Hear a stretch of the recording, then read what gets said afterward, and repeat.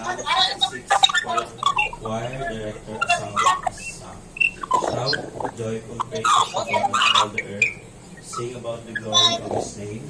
Tell the world how glorious He is. Say to God, how awesome are your deeds. Your enemies scream before your mighty power.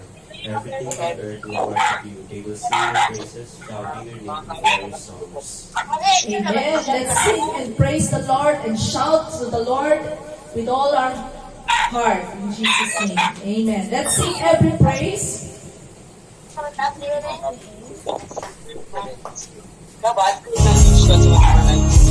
Yes, let's sing every praise.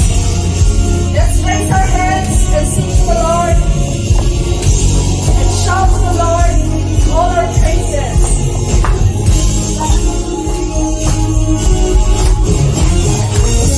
Every praise is to our God. Every word of worship with one accord. Every praise is to our God. Yes, Lord. Sing hallelujah to our God. Glory, hallelujah is to our God. Every praise is to our God. One more time. Every praise is to our God. Every word of worship with one accord. Every praise is to our God. Come on, glory, hallelujah. Sing hallelujah to our God. Glory, hallelujah is to our God. Every praise is to our God. Every praise is to our God. Every word of worship with one accord. Every praise is to our God. Sing hallelujah. Sing hallelujah to our God. Glory, hallelujah is to our God. Every praise is to our God. God, my Savior. God, my healer. God, my deliverer. Yes, He is. Yes, He is. God, my Savior. God, my healer. God, my deliverer.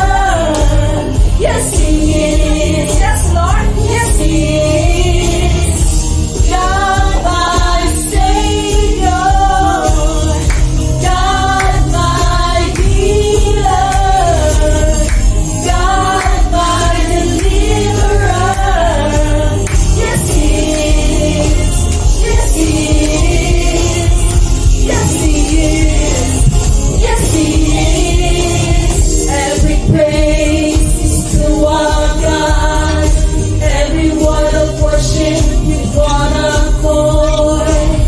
Every praise, every praise, every praise, every praise, every praise, every praise, every praise, every praise, every praise, every praise, every praise, every praise, every praise, every praise is to our God. Praise you, Lord.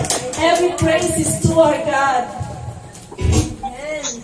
Yes, Lord. Every praise is unto you, O Lord God. Para lamang sa iyo, Panginoong Jesus, ang lahat ng papuri, every praise, O Lord God, is for you alone, O Lord God. Salamat po for truly, O Lord God. You are our healer, our deliverer, our Savior. So today, Lord God, bilang mga anak mo, Lord God. We are here to worship you once more.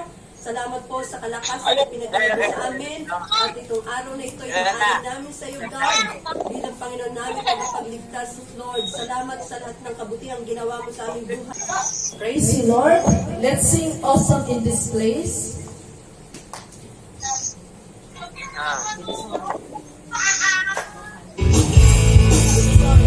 Yes, Lord, awesome in this place. Let's praise the Lord. And sing and dance. Come on, let's sing and dance. Here in this house of the great King, we come together now to worship Him. This house is built on Christ's rock, cannot be shaken, cannot be shaken. God is awesome in this place. In His presence, as we sing His praise. There is power here for a miracle. Set the captives free, make the broken whole. God is awesome. He's so awesome. God is awesome in this place. Yes, the Lord God is awesome. Here in this house of the great King, we come together now to worship Him. This house is built on Christ's rock, cannot be shaken, cannot be shaken. God is awesome in this place. Set His presence as we sing His praise. There is power here for a miracle. Set the captives free, make the broken whole. God is awesome. He's so awesome. God is awesome in this place. Yes, Lord God is awesome.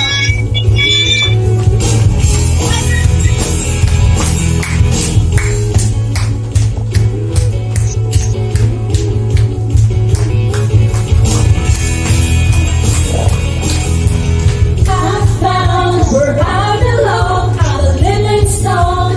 In this house I will grow. I found where I belong. I'm a living stone. In this house I will grow. I found where I belong. I'm a living stone. In this house I will grow. I found where I belong. I'm a living stone. In this house I will grow.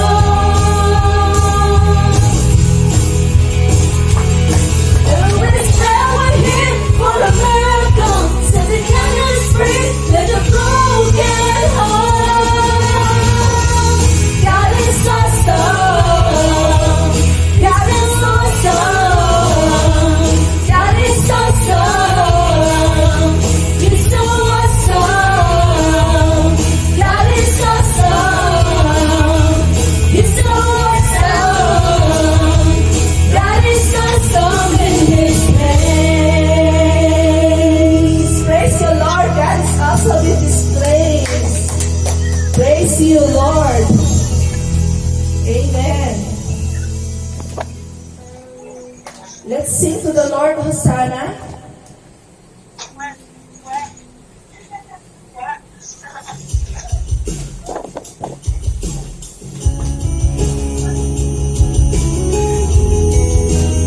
Sing with us.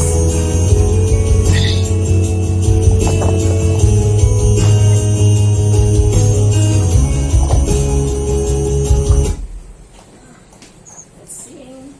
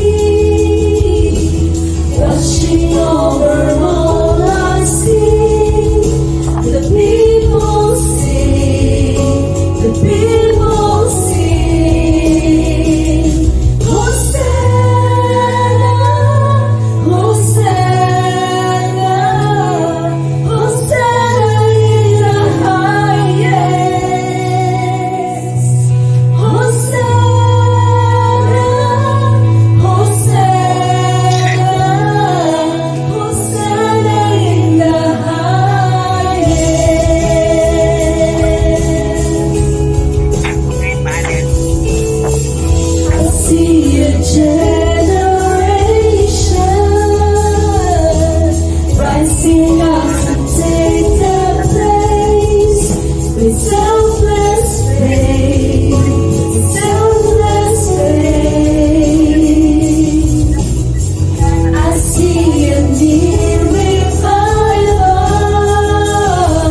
Stand as we pray and sing. For all our needs, for all our needs. Hosanna, Hosanna, Hosanna in the highest.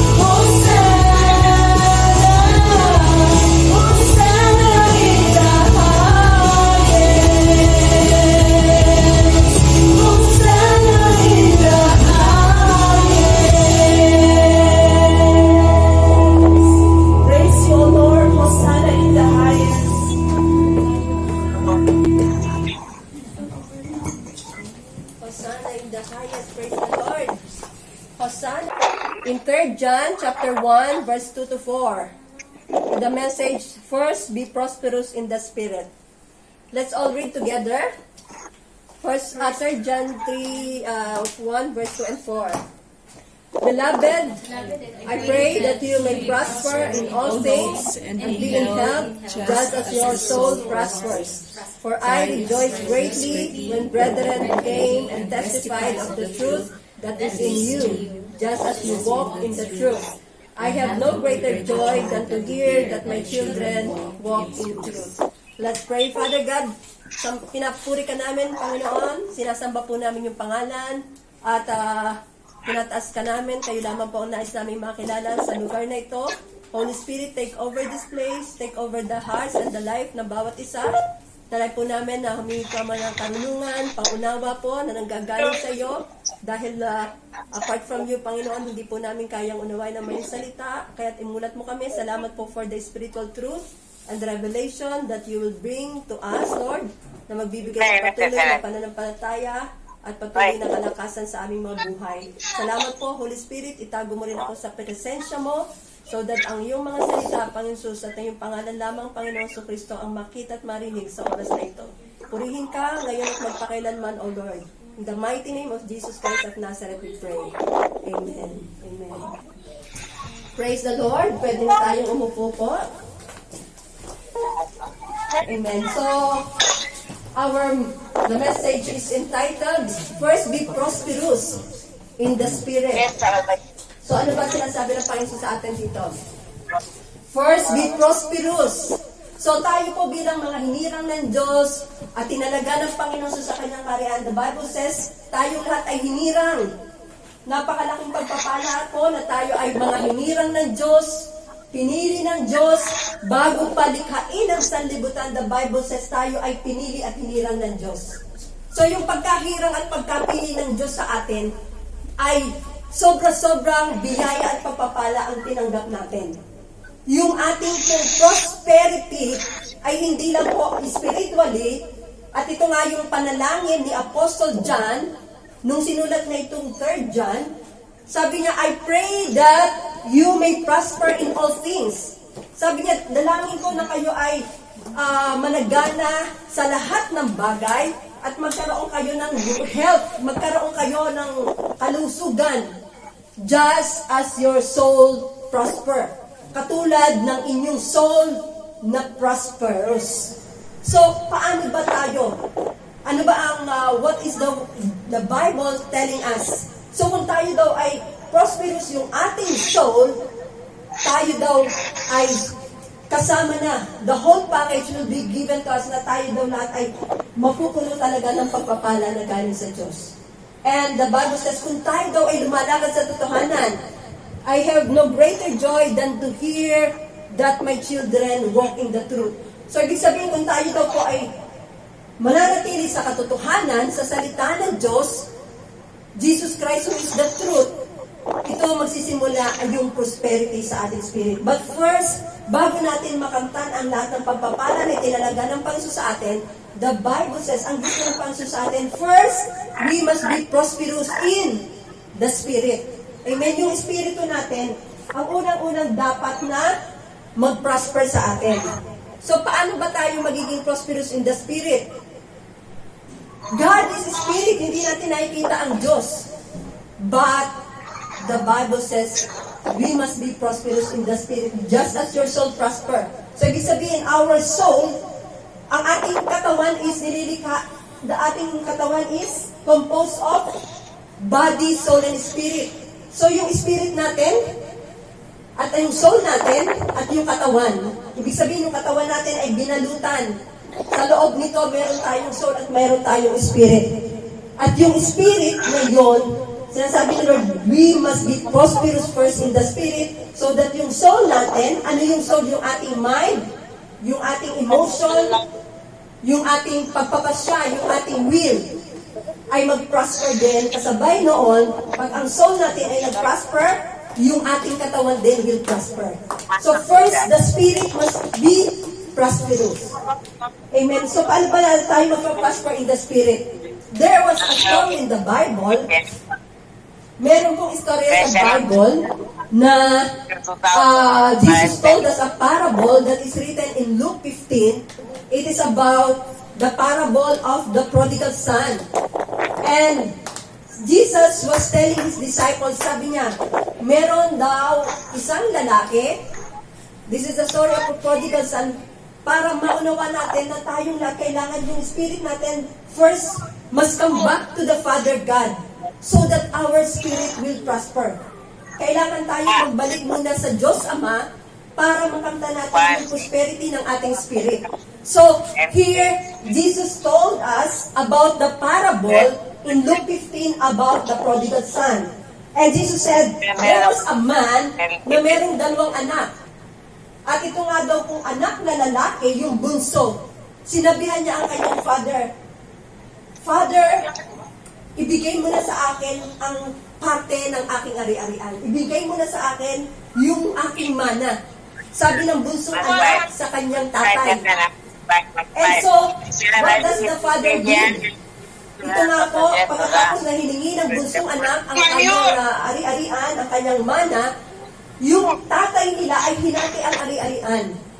At pagkatapos makuha ng bunso ang kanyang mana, ang ginawa ng bunso na ito, siya po ay umalis, pumunta siya sa malayong lupain, sa malayong lugar, dala-dala yung pinagbilhan ng kanyang kayamanan, at sabi sa Bible, yung bunso na anak nito, matapos niyang kunin ang kayamanan, may pagbili ang kayamanan, ay nabuhay siya na in a wild living. Ginastos niya sa mga bisyo ang kanyang mga kayamanan. And kaya nga, yung lalaki na ito, after na magastos niya ang kanyang kayamanan, mabuhay siya sa luho, sa lahat ng bisyo at anumang mga wild living that the Bible is saying, nagkaroon daw ng taghirap, nagkaroon ng tagutom. So, pagkatapos na magkaroon ng tagutom, wala nang makain itong bunso na lalaki na ito.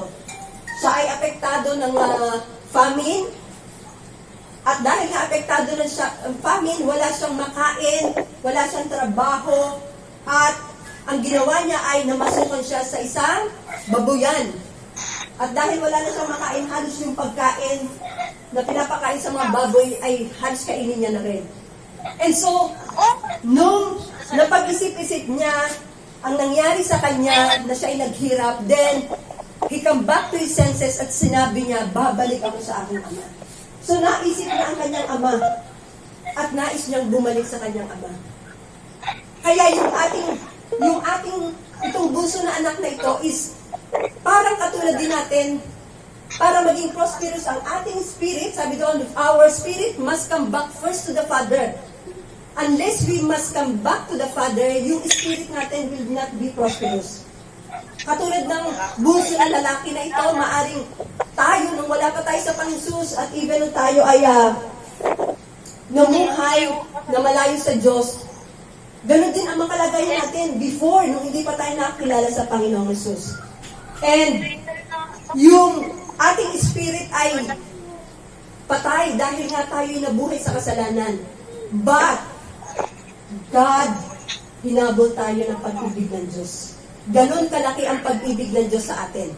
Yung tayo ay tinubos ng Panginoon, tayo ay kanyang hinabol dahil ang gusto ng Panginoon tayo ay magsuko ng buhay sa kanya, yun ang ginawa niya sa lalaki na ito. And so naisip niya, sabi niya dito, in Luke 15 verse 18, I will arise and go to my father and I will say to him, Father, I have sinned against heaven and before you, and I am no longer worthy to be called your son. Make me like one of your hired servants. Amen? Ito yung napag-isip-isip niya. Siya nga ay nagkasala. So like this sa bunso na ito na kapatid, tayong lahat ay nawalig din sa Panginoon. Amen? Maaring tayo ay naging self-righteous, maaring tayo ay naging greedy, maaring tayo ay nabuhay din in worldliness, sexual immorality, but God, because of His great mercy and love, tayong lahat ay inaakay ng Diyos sa kanyang presensya. Ganun hindi ang pag-ibig ng Diyos sa atin. Parang ano yan di ba kapag ang police, there is a police chase, at hinahabol ng police itong mga yung tawag dito, yung mga nag-disobey ng road signs and rules sa kalye, di ba ang mga pulis kapag chine-chase nila, yung mga hindi sumusuway, yung mga sumusuway sa road, ang pulis ay naglalagay sila ng roadblocks or para mahuli nila yung mga sumusuway sa batas, naglalagay ang pulis ng ang tawag dito, spikes, road spikes, di ba? O yung mga road spikes para yung gulong nila ay masiraan. Hanggang sa itong mga tao na hinahabol nila, do sa chine-chase nila, yung mga pulis, yung gulong ng mga sasakyan nito ay ma-flat. Amen? So, ganun ang ginawa ng Diyos. Merong roadblock na ginawa ang Diyos para ang bunsong anak na ito ay makabalik. At ito nga yung roadblock na ginawa niya ay binigyan niya ng family ang bunso na kapatid na ito. And so in our life, meron tayo din. God is putting some roadblock sa ating mga buhay or mga road spikes para ma-flatan tayo. And then kapag tayo na-flatan, nahuli tayo ng pulis, katulad ditong police chase, God wants us to surrender our life sa atin. Hindi lang para ibigay yung card sa pulis, but ang gusto ng Diyos, we will surrender our life to Him. Amen? Kasi nga, God, yung pag-ibig ng Diyos, sinanghabol tayo ng pag-ibig ng Diyos. At yung roadblocks na ibinigay dito ng God sa lalaki na ito, yung family. Because God wants us. Gusto ni Lord makapture ang espiritu natin hanggang tayo ay magsuko ng buhay sa Kanya. And ang reason that God is putting some roadblocks sa ating mga buhay so that tayo will, wala na tayo, end of the road na tayo. And there is no way for us para lalapitan pa kundi magsuko tayo ng buhay. Ganon ang pag-ibig ng Diyos sa atin. Yung wala na tayo. There is no way for us kundi ang magsuko ng buhay sa atin. At ito ang ginawa ng Diyos dito sa bunso ng kapatid na ito. So, when we come back to God the Father, yung ating spirit ay nare-restore. Yung ating pag-ibig sa Diyos, pinapadama ng Diyos ang kanyang pag-ibig sa atin. That's why this is what happened dito sa bunso ng kapatid na ito na nanghingi ng mana. So what happened was, sabi niya, babalik ako sa aking ama. At naalala niya ang kabutihan ng kanyang ama. So, dito sa prodigal son na ito, ang issue dito ay hindi yung kayamanan. Ang issue dito ay hindi yung kinuha niyang mana. But ang issue ng bunso na lalaki na ito ay yung siya ay lumayo. Siya ay lumayo sa kanyang ama. Siya ay nabuhay na hiwalay sa Diyos. Ang issue ay hindi ang kayamanan, but kagaya din natin, ang issue natin is when we live na malayo sa Diyos at hiwalay sa Diyos. Amen? Hindi yung kayamanan, kundi dahil nga tayo ay nabuhay, nakala natin ay alam natin ang mabuti para sa atin, akala natin ay kaya natin na gawin ang lahat ng bagay without God the Father in our life, ang akala natin ay kaya natin na pagtagumpayan ang lahat ng bagay na hiwalay tayo sa Diyos. Pero God is saying, hindi tayo magtatagumpay kung wala ang Diyos sa atin. Amen? Maliban na ang Diyos ay kasama natin sa ating mga buhay, maliban na isama natin ang Diyos sa mga plano natin sa ating mga buhay, hindi tayo magtatagumpay. Kaya God wants us na tayo lahat ay magbalik sa Diyos Ama. And when we come back to the Father, inire-restore ni Lord ang ating soul at pinaprosper niya tayo in everything sa ating buhay. So our spirit must be prosperous first. So how can we be prosperous in the spirit? We must come back to the Father. At ito nga yung nangyari. So when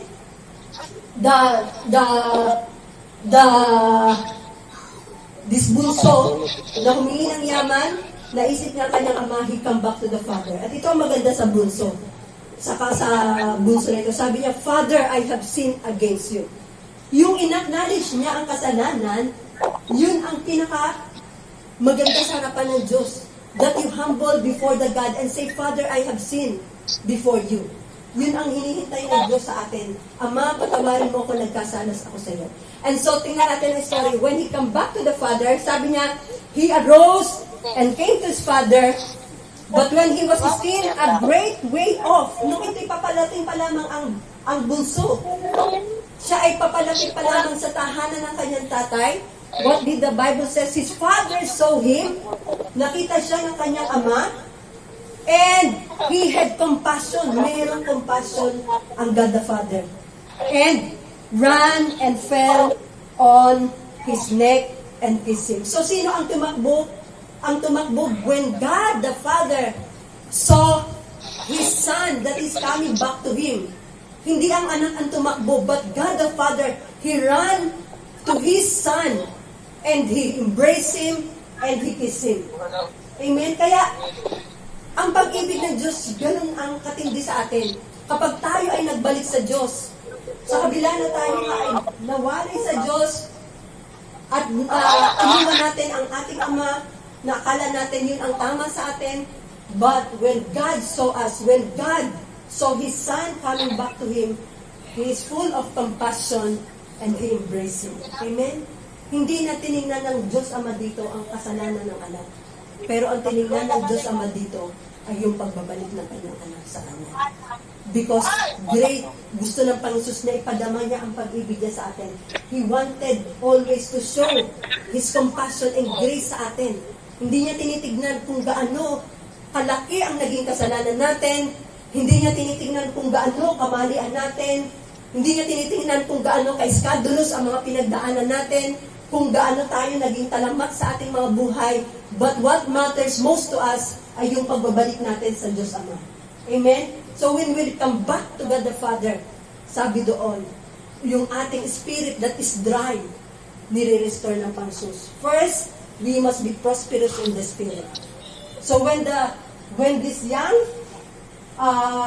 son come back to him, ang ating kagaya rin natin, yung tayo ay nilapit ng Diyos sa Kanya, then we must receive the Spirit of God. Amen? We cannot be prosperous in the Spirit without receiving the Spirit of Christ. Why? Because our spirit is dead. Our spirit is ang tawag dito, dry. Like the dry bones. Pero yun nga, we must receive the Spirit of God so that our spirit will be prosperous. The Bible says, in John 3:6, humans can produce only human life, but the Holy Spirit gives birth to spiritual life.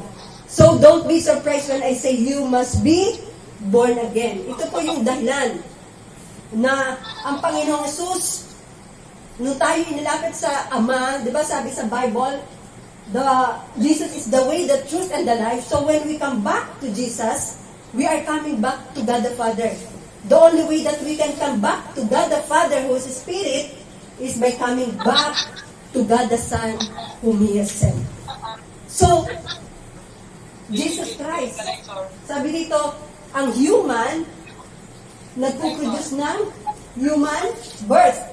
Kapag tayo ay nagsilang ng bata, spiritual, ang laman, ang isinisilang sa laman ay laman. Pero kapag tayo daw ay tumanggap sa Panginoong Sus, we are being born in the Spirit na. Kapag tinanggap natin si Jesus, we are receiving the Spirit of Christ, at ito ang sinasabi ng Bible na tayong lahat ay born in the Spirit. That's why the Bible says, you must not be surprised at my saying, you must be born again. So all of us must be born again. At itong born again is kapanganakan. Kung si Jesus ay ipinanganak sa sabsaban, si Jesus Christ ay pinapanganak din sa ating puso. Pinapanganak siya sa atin. Kung paano si Jesus Christ ay pinanganak, conceived by the Holy Spirit, tayo din naman is being conceived by the Spirit of God. When we accept Jesus Christ as our Lord and Savior, tayo ay na-born again in the Spirit. At yun po ang dahilan that Jesus Christ came.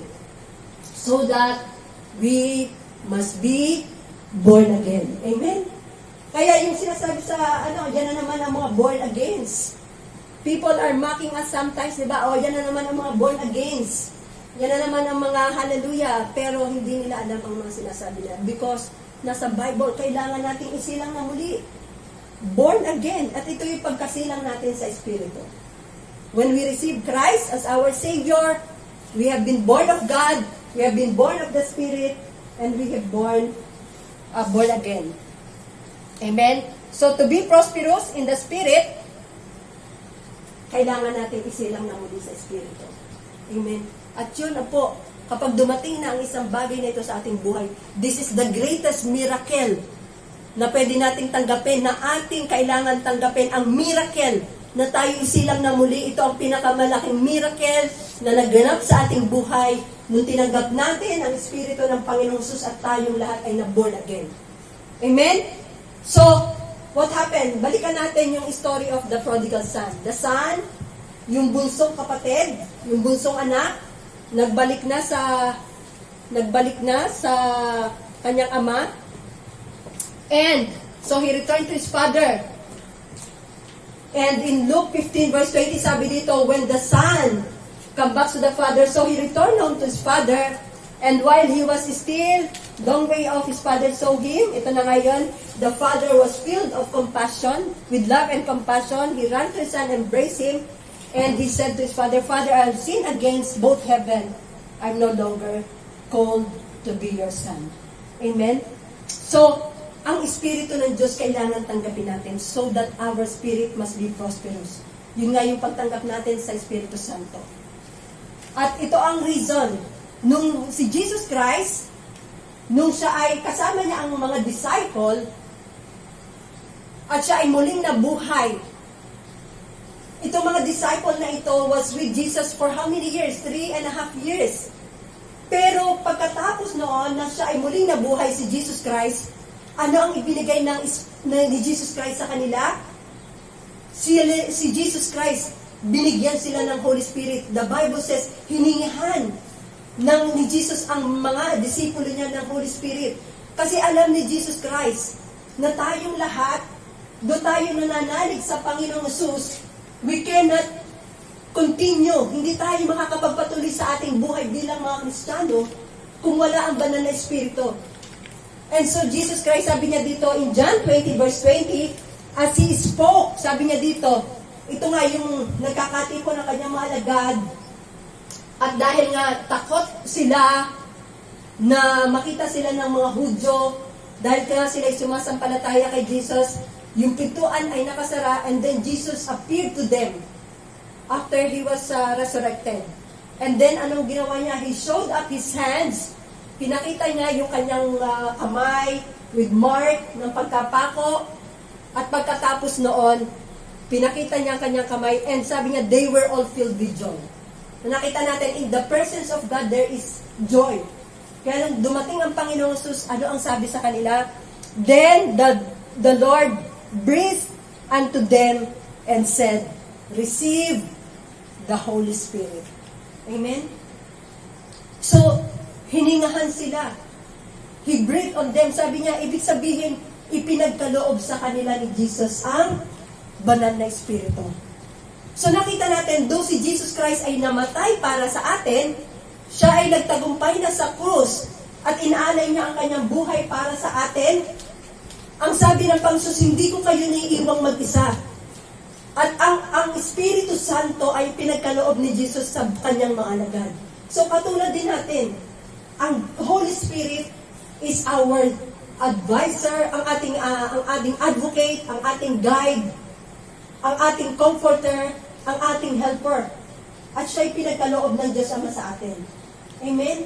Kasi nga, without the Holy Spirit, kung tayo nananalig sa Panginoong Jesus, ang pangako ng Diyos, ng Panginoong Jesus sa atin, tatanggap tayo ng isa pa na katulad niya. At ito daw ang tataglayin natin ang kapangyarihan. Sabi niya, kayo'y tatanggap ng kapangyarihan pagdating ng Espiritu Santo. Amen? So, ibig sabihin, with the Holy Spirit na tinanggap natin, meron tayong kapangyarihan na tinanggap natin sa Panginoong Jesus. Amen? Hindi tayo nag-iisa. Hindi malayo ang Diyos sa atin. Hindi malayo ang Panginoong Jesus sa atin. Why? Because ang Panginoong Jesus ang kasama natin. Ang Panginoong Diyos ay kasama natin. Kaya ang sabi ng Bible doon, the Holy Spirit is with us para daw tayo ay dalhin. Para tayo ay patuloy na dalhin sa Panginoong Jesucristo. Para tayo ay makakilala ng lubusan sa Panginoon Jesus. Because the Holy Spirit is the Spirit of truth. At siya yung magpapahayag ng katotohanan sa atin. At ano pa sinasabi? Ang banal na Espiritu ay nananahan sa atin. Hindi lang siya with us, but ang Holy Spirit ay nakatira sa atin. Bakit siya nakatira sa atin? Bakit ang banal na Espiritu ay sumira sa atin? So that tayong lahat ay mabuhay na kagaya ng Panginoon Jesus. Amen? Because the Bible says, in this world, we are like Jesus. At yung pagiging kagaya natin ng Panginoon Jesus, yung ating pamumuhay na kagaya ng Panginoon Jesus ay magagawa lamang natin sa pamagitan ng Espiritu Santo na nakatira sa atin. That's why the Spirit of God is inside of us. At ano pa sinasabi sa Bible? The Spirit is with us. Ibig sabihin, kung ang Diyos ay with us, the Holy Spirit is with us, the Holy Spirit is living inside of us, the Holy Spirit is for us. Para din naman daw para sa atin. So that tayo naman ay ma-empower ng Diyos. Empower tayo ng Diyos para magawa din natin ang ginawa ng Panginoong Jesus. Kagaya ng pag-heal sa may sakit, pananalangin sa mga may sakit, pangangaral ng salita ng Diyos, amen, pag-share ng salita ng Diyos, God gives the Holy Spirit so that empower din tayo ng Panginoon Jesus, kagaya ng ginawa ng Panginoon Jesus. Yun ang purpose na nasa atin, ang banal na Espiritu, so that kung ano ang ginawa ng Panginoon, may pangaral din natin ang kaligtasan na pinagkaloob na ginawa na niya sa atin. Amen? The Spirit of God is for us, the Spirit of God is inside of us, and the Spirit of God is with us. He empowers us. Ibig sabihin, hindi tayo makakapagsalita ng salita ng Diyos kung wala ang Espiritu na tinanggap natin. Unang-una, hahadangan tayo ng kaaway. Bibigyan niya tayo ng kaduwagan. Pero ang sabi ng Panginoon Jesus, hindi Espiritu ng kaduwagan ang pinagkaloob niya sa ating suji, Espiritu ng kapangyarihan, Espiritu ng pag-ibig at sound mind. At ito nga yung presence ng Holy Spirit sa ating mga buhay. Without the Holy Spirit, we cannot do anything. But with the Holy Spirit, we can accomplish great things for God. Amen? And the Bible says tayo nga daw ay nilikhang kagaya niya so that matapos natin ang lahat ng tinalaga ng Diyos para sa atin. So, the Holy Spirit, kaya nga yung sabi ng Bible, di ba? The Holy Spirit is with us. In 2 Corinthians 13 verse 14, may the grace of the Lord Jesus Christ, the love of God, and the fellowship of the Holy Spirit be with you. So yung pag-ibig ng Diyos, kasi nga, si God ang nagplano ng lahat. Yung dahil sa pag-ibig niya, tayong lahat, yung kanyang redemptive plan ay sinakatuparan niya, yung pag-ibig ng Diyos Ama ay nandoon. And so Jesus Christ naman, yung grace ni Lord Jesus Christ, kasi nga hindi tayo karapat-dapat na tumanggap ng biyaya at pagpapala dahil tayong lahat ay nawalay sa Diyos. Tayong lahat ay namuhay na hiwalay sa Panginoon, malayo sa Diyos. Pero ang kagandahang loob ng Diyos, though hindi tayo karapat-dapat na ituring ng Diyos na kanyang mga anak, yun ang kagandahan ng loob na binigay sa atin ng Diyos. At ano ang Holy Spirit sa atin? God, the Holy Spirit, ay binigay niya sa atin so that tayong lahat will fellowship. Tayong lahat ay makipag-fellowship sa Kanya. Kaya ito pala ang pinakamaganda na dapat natin na naaralin, na dapat natin i-practice. Ang Holy Spirit ay nasa atin so that tayo ay makipag-fellowship sa Kanya. Yung kausapin natin ang Banal na Espiritu. Tanungin natin siya. Mag-inquire tayo sa Kanya. Magtanong tayo sa Kanya. At tandaan natin, ang Holy Spirit ay nasa Kanyang mga salita. Kaya kapag inatay natin ang Word ni Lord, we are talking to God, the Holy Spirit. We are uttering the Word of God. At tayo nakikipag-fellowship sa Holy Spirit. So yun yung maganda. Because ang Holy Spirit is tumira sa atin so that we will fellowship with Him. Kaya sabi dito, anong sabi dito? The fellowship and the fellowship of the Holy Spirit be with you. Hindi sinabing always. Be with you all. Ibig sabihin sa atin daw lahat. Dapat daw tayong lahat ay makipag-fellowship. Ibig sabihin ng fellowship ay communion. How are we communing to the Holy Spirit? Paano tayo nakikipag-commune sa Holy Spirit? Lagi natin siyang alalahanin. Minsan na kasi talaga nakakalimutan natin ang Holy Spirit. Pero the Bible says, ang communion natin, ang Holy Spirit, God has given us the Holy Spirit para tayo mag-commune sa Kanya. Mag-fellowship tayo sa Holy Spirit. Amen? So yung ating spirit becomes prosperous nung ating tinanggap ang Espiritu ng Panginoong Jesucristo. We are prosperous, our spirit becomes prosperous nung tayo nanumbalik sa Diyos, and when we receive the Spirit of Christ, our spirit becomes prosperous. Amen? Without receiving the Spirit of Christ, we cannot be prosperous in our spirit because ang Espiritu nga natin ay dead, patay. Pero God gives us the Spirit so that tayo we will live forever. Amen? Di ba napakaganda ng pagpapala yon? Na dati tayo ay patay, wala tayong relasyon sa Diyos, ang ating Espiritu ay hindi nakakapagkausap sa Diyos, pero God has given us the Spirit para tayo ay mabuhay na walang hanggan, so that we will live forever. And then, yun ang prosperity sa ating spirit. So, balikan natin yung ano nangyari sa bunsong anak. when the Spirit of God, tayong lahat ay nagbalik sa Diyos. Inamin natin ang lahat ng ating mga nagawang kasalanan. God is a God of restoration. Amen? Kapag yung spirit natin, na-receive natin yung Spirit of Christ, na-restore ang ating soul, then God is a God of restoration. So Luke 15:22 sabi dito, but the father said to his servants, nung dumating ang bunsong anak, sabi niya sa kanyang servant, bring out the best robe and put it on him. Put a ring on his hand and sandals on his feet. Ibig sabihin, ang Diyos ay tuwang-tuwa. Lugod na lugod ng tayo ay bumalik sa Diyos. Tayo ay nanumbalik sa Ama. Tayong lahat ay tumanggap sa Panginoong Jesus bilang tagapagligtas. We return back to God the Father. God will restore everything. Yung itinalaga ng Panginoon sa atin, He is restoring sa atin. Kasi nga tayo yung mga anak ng Diyos. Hinirang na tayo pinili. Kaya nung dumating ang bunsong anak na ito, sinuutan siya ng robe. Amen? At ano ba ang robe na nire-represent dito sa atin? Ito yung righteousness natin. Ibinalik na tayo ng Diyos.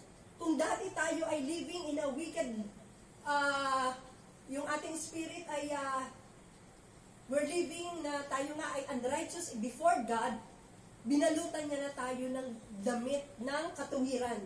Balabal ng katuwiran. Ibig sabihin, in the eyes of God, kinalimutan ni Lord ang ating lahat na karumihan. He put on the robe of righteousness.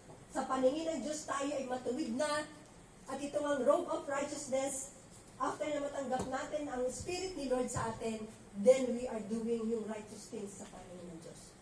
Tayo ay natututo ng gumawa ng matuwid sa harapan ng Diyos. Amen? Diba the Bible says, lead me to the righteous path. At ano sabi niya? Para daw parangalan ang kanyang pangalan. Ibig sabihin, nung tinanggap natin ang Panginoong Jesus, nabago na ang ating spirit, na-restore ang ating souls, then yung ating robe of righteousness ay nasa atin. Kaya hindi na tayo nabubuhay ng kagaya ng dati. Napakalaking pagbabago ang nararanasan natin. Napakalaking pagbabago sa ating mga buhay. Hindi lang tayo ang nakadama ng kundi nakikita din sa buhay natin. At ano pa ang ginawa ng servant? Sabi ni Lord, put on the ring on his hand. Ibig sabihin, yung ring is symbolizing yung authority natin at yung malaking favor natin sa Diyos. Pag binasa natin ang Book of Esther, di ba ang mga Israelita ay balak na lipulin because nga itong si Haman, dahil si Mordecai ay hindi sumasamba, at binalak nilang lipulin ang buong Israelites in the Book of Esther. At itong si Esther, after na siya ay makapanalangin at mag-ayuno, sabi niya, lalapit ako sa hari. Kahit hindi ako ipatawag ng hari, lalapit ako sa hari. Pero nung mga panahon na yon, yung mga tao hindi basta-basta nakakalapit sa hari. Kung hindi ka ipapatawag, hindi ka pwedeng makalapit sa hari. Pero dahil si Esther ay nag-fasting, nag-prayer, sinamahan siya ng Diyos. Noong siya ay nakita ng hari, na nakaupo sa kanyang trono, nakita niya sa tapat ng pintuan ang reyna na dumadating si Esther, ipinigay niya ang singsing. So, binigyan siya ng favor para siya ay makalapit sa Diyos. Ganon din tayo. Nung tayo ay naging mga anak ng Diyos, meron tayong malaking favor na tinanggap sa Diyos. Meron tayong great access to God the Father through His Son. At meron tayong authority. Itong ring na binigay sa atin, ibig sabihin, we have the authority. Dahil nga tayo ay mga anak ng Diyos. So, yung restoration ng ating mga buhay, once na tayo ay na-restore ang ating spirit, our spirit has become prosperous, meron tayong authority and great authority na ibinigay ang Diyos Ama sa atin. Yung kanyang singsing, yung authority ay binigay ng Diyos sa kanyang anak. Pagkatapos na manumbalik itong lalaki, yung bunsong anak, ibinigay niya yung singsing. Amen? Hindi na kailangan pa nating lumapit sa ibang mediator para makalapit sa Ama. Ibig sabihin, meron na tayong malaking favor. Ang gusto lang ng Diyos Ama, lumapit tayo sa Kanya. Because nga, we have received the great favor at yung dugo ng Panginoon naglinis na sa ating kasalanan. At even Jesus, sinabi niya, tayo makakalapit sa trono ng mahabaging Diyos. Why? Because Jesus Christ Himself is the great high priest na pumasok siya sa kalangitan at ang dugo ng Panginoong Yesus, yun yung kanyang hain sa Ama para tayong lahat ay makalapit kay God the Father. Ibig sabihin kung wala ang paglilinis ng Diyos sa ating mga buhay, merong harang sa atin. Merong malaking wall na umaharang sa atin. But because yung Panginoong Yesus ay pumasok sa trono ng kalangitan at ang dugo niya, ang inahain niya para tayo makalapit sa Kanya, meron tayong great favor sa Diyos. Tinanggap natin ang pagliligtas ng Ama sa atin. So yung signet ring na yan, ang ring na yan, God has given us the authority. God has given us the favor. God has given us na access para lumapit tayo sa hari ng mga hari. So yun ang hinihintay ng Diyos sa atin. Ni-restore niya ang lahat ng nawala sa atin. Ano pa ang ni-restore ni Lord sa atin? Sabi ng God, bring the sandals on His feet. Amen? Ibig sabihin, ang sandal, it represents na ang Diyos ay kasama natin wherever we go. Now na tayo mga anak ng Diyos, hindi tayo iwanan ng Diyos. Kasi nga, the Spirit who lives in us is our protection. Siya yung ating protection. Siya yung kasama natin. And wherever we go, sabi niya, I will never leave you, I will never forsake you. So, yung ating pagbabalik kay God the Father, sa pamamagitan ng Panginoon ay punong-puno ng biyaya at pagpapala. Amen? Ni-restore niya ang lahat sa atin sa pamamagitan ng Panginoong Yesus. At ito yung talagang malaking miracle na nangyari sa atin, na tayo ituring ng Diyos na mga anak ng Diyos. Amen? Di ba yung ating soul is napakagaan? And the Bible says, sabi niya dito in Psalm 23, He restores my soul. He leads me in the path of righteousness for His name's sake. So once na tayo ay tumanggap sa Panginoon bilang ating Lord and Savior, and we receive the Spirit of God, our spirit lives forever. Mananahan siya habang buhay. Hindi na siya mamamatay. It's forever prosperous. It is living forever. And then yung ating soul, ito yung ating soul na pinagpala ng Diyos. Kaya yung ating mind, di ba? Kasama sa soul natin ay mind, ang ating will, yung ating emotion. Nababago, nire-renew yan ng salita ng Diyos. Habang ang espiritu natin, habang tayo ay nananatili sa Panginoong Sus, tandaan natin, ang soul natin, palaging nire-restore ni Lord, palaging inire-renew yung ating heart and mind. Na nakita natin kung tayo dati ay mga walang hilig or wala tayong desire, wala tayong appetite sa Word of God, because God has restored our soul, yung appetite natin, meron tayong kagutuman at kahawa na sa salita ng Diyos. Because ni-restore na ni Lord ang ating mga soul. Amen? So, our spirit is prosperous, and what happens next? So, this is the scripture verse na sinasabi dito in 3 John 1:2, Beloved, I pray that you may prosper in all things and be in health just as your soul prosper. So, yung spirit natin, once na ito ay nag-prosper na, because we receive the Spirit of Christ, our soul prosper. Ang gusto ng Panginoong Sus, ni-restore ni Lord ang lahat ng nawala sa atin. Amen? He gave us the authority as a child of God. And the Bible says, ang gusto ng Diyos ay pagpalain niya tayo. Saan? Sa lahat ng area ng buhay natin. God wants us that we may prosper in all things. Hindi lang in one thing or two things, but gusto ni Lord, pagpalain niya tayo sa lahat ng bagay. Amen? Hindi lang financial, hindi lang emotional, hindi lang mental. Sa lahat ng area ng mga buhay natin, gusto ng Diyos tayo ay pagpalain na. Kaya nga, ang gusto ng Diyos is seek first the kingdom of God. Kasi habang tayo lumalapit sa Diyos, sinisik natin ang kanyang kaharian. Sinasamba natin siya at binibigyan natin ng kahalagahan ng kanyang presensya. Nananatili tayo sa kanya, nabubuhay tayo, na nakakonect sa Diyos, na reconcile ng ating spirit. Sabi doon, I will, idadagdag daw niya ang lahat ng ating mga kailangan. Amen? Ano ba ang mga kailangan natin? Financially, trabaho, ano pa, everything. Kaya ano man ang mga kalagayan natin, tandaan natin, hindi tayo nabubuhay sa ating nakikita. Kahit na tayo ay sa isip natin, wala tayo or meron tayong mga struggle sa ating trabaho, sa ating finances, sa ating kumpanya.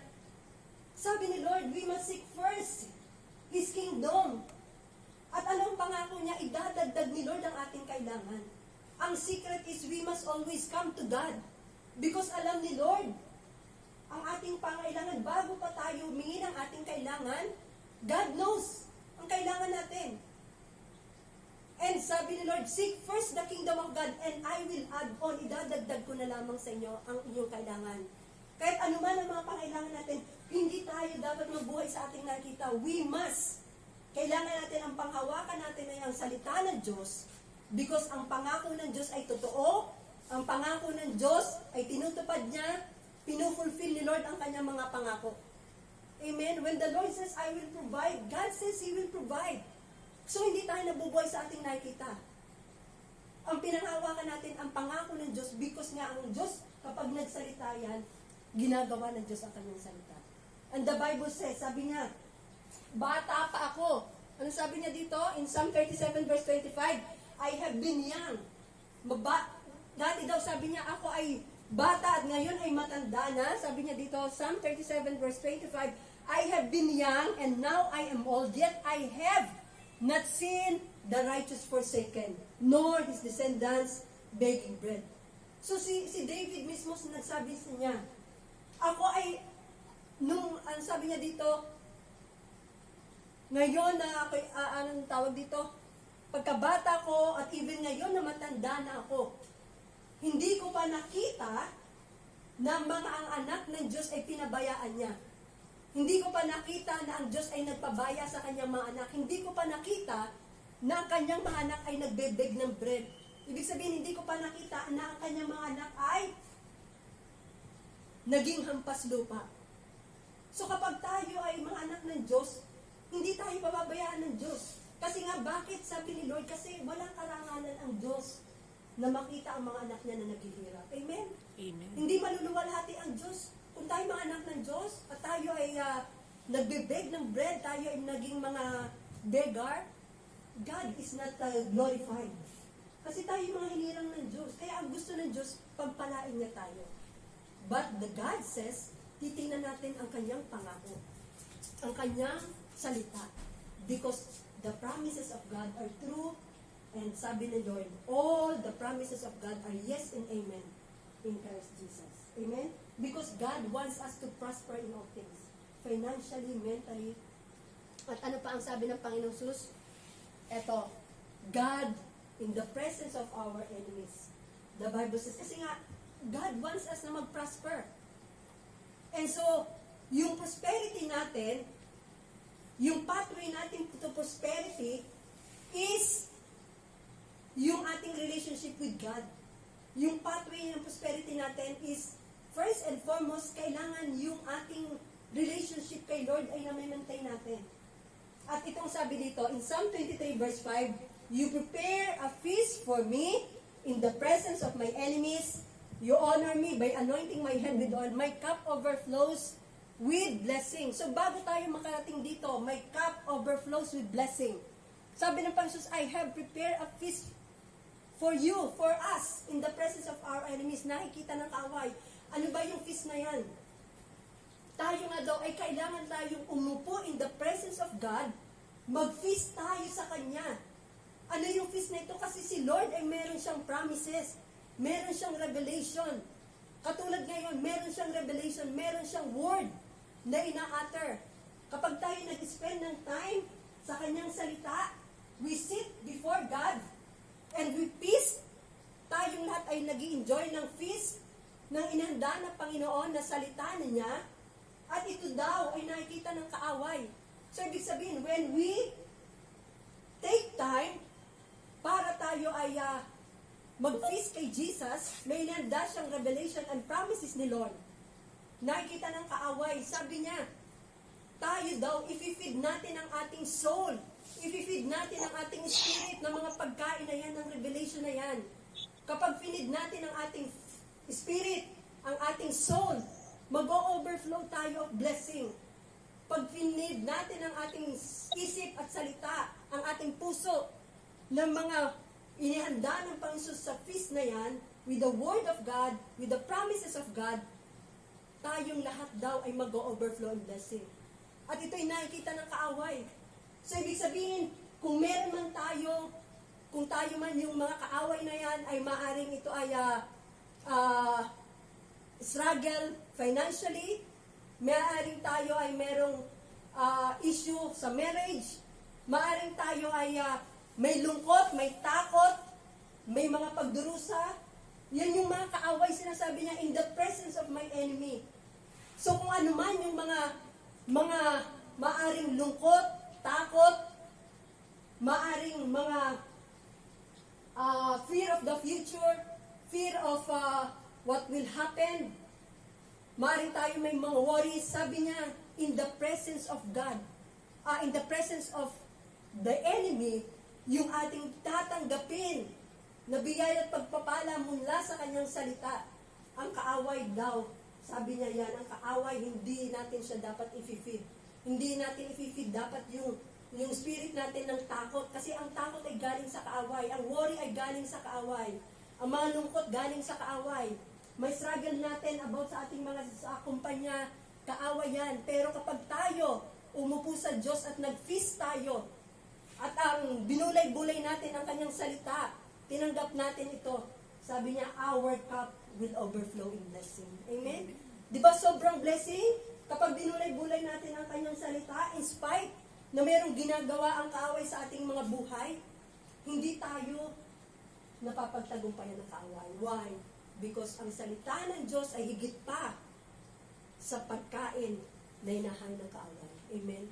Ang ating kailangan ay mag-stand tayo on our faith, mag-stand tayo sa salita ng Diyos, we will overflow. Our cup, sabi niya, then my cup will overflow with blessing. At yun pa, i-anoint niya ang head natin.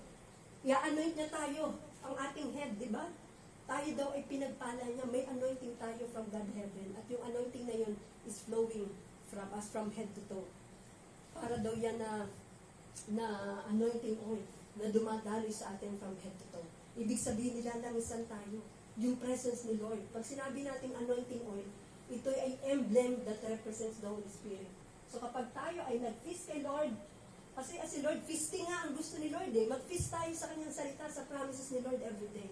Kaya yung ating, if we feed natin, we will live and we will stand in faith, then we will overflow in blessing. Kaya yung ating prosperity sa soul ay patuloy na nagaganap kapag tayo ay nag-feast sa kanyang salita.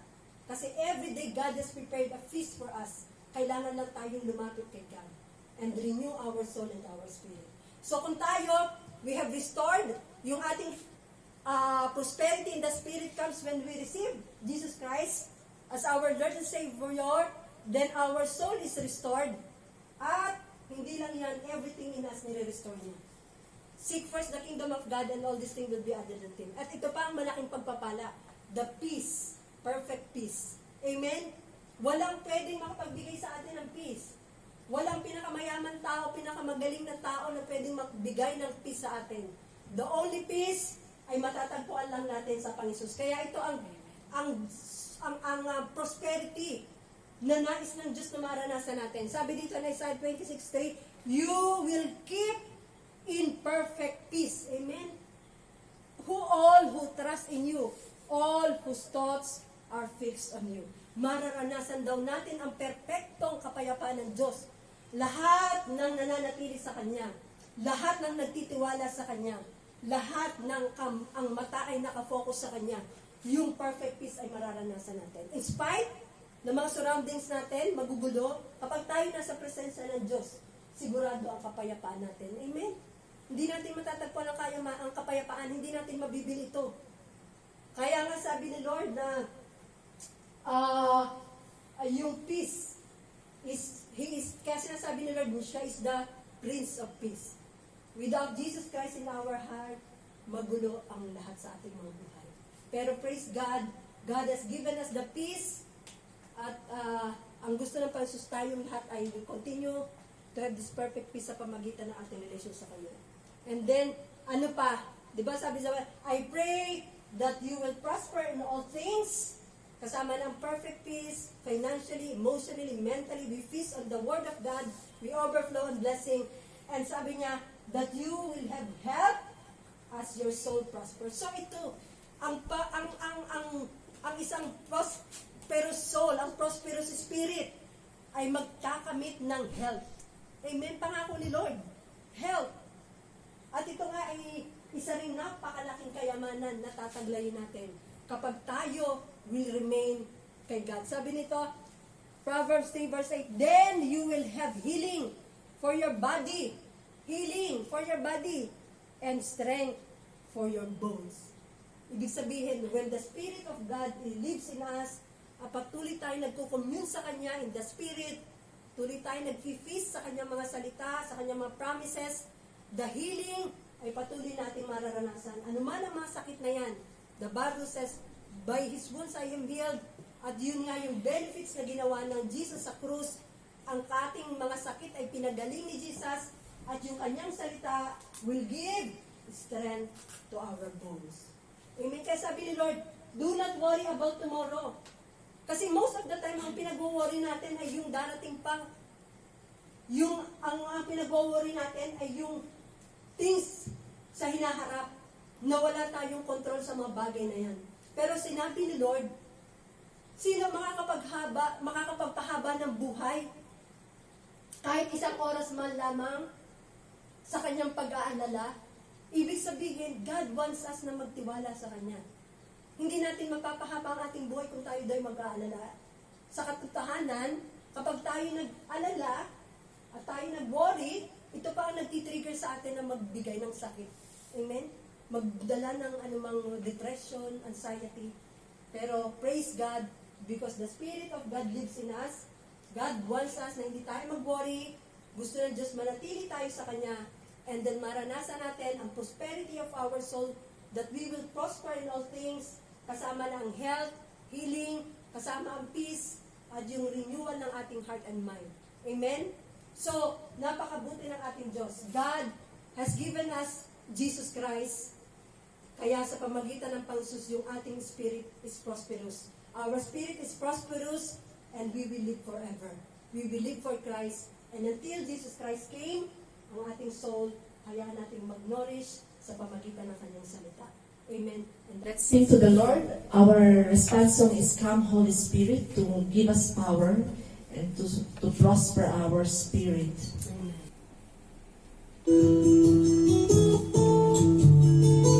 Welcome you, Holy Spirit. Come us right now. Be with us. In the name of Jesus.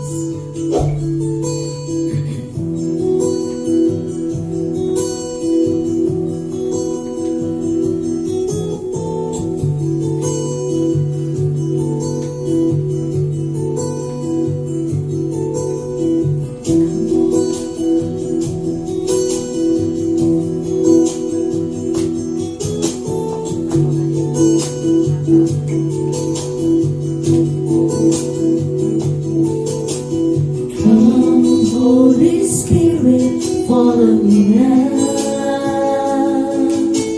I need your anointing, come in your power. I love you, Holy Spirit, you're captivating my soul. And every day I grow to love you more. Praise you, O Lord. Welcome you, Holy Spirit. Empower us, O Lord.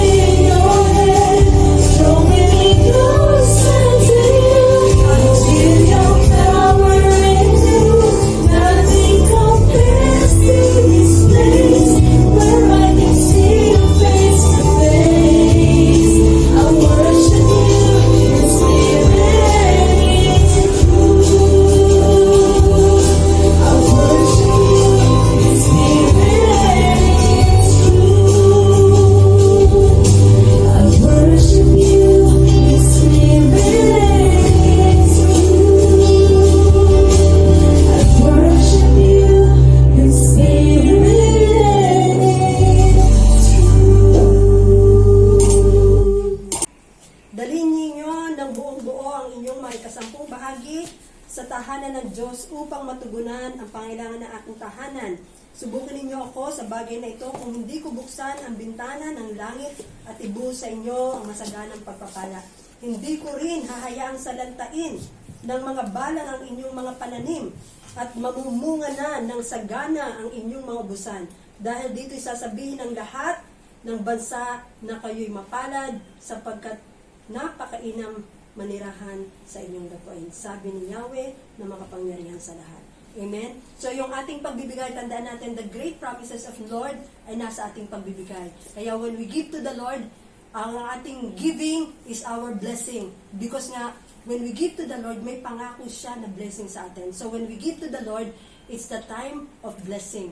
Gusto ng Panginoon tayo magbigay para tayo pagpalain niya. Because our giving is our blessing. At pag tayo nagbigay, lalo na sa gawain ng pangsus, sobra-sobrang pagpapala na kalaan sa atin. Let's give joyfully to the work of God. Amen. Let's sing to the Lord, give thanks. Sing with us.